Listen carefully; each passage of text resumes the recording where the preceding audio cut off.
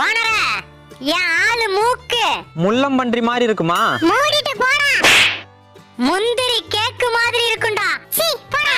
வெக்கமா இருக்கு. எனக்கு ரொம்ப துக்கமா இருக்குடி. துக்கமா இருந்தா தும்ப செடியில தூக்கு போடுறா.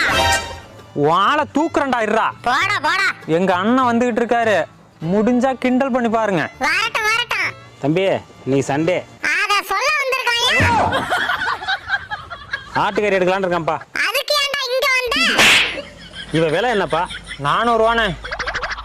இந்தப்பா 500 ரூபா. முதல்ல இவ்வளோ பிடிச்சி கொடு. இந்தாங்கண்ணே. கொடுப்பா.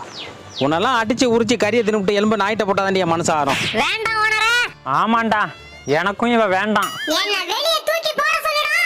சொல்றேன்டி அண்ணா, இவளை வீட்டுக்கு எடுத்துட்டு போய் வெளியே தூக்கி போட்டுங்க.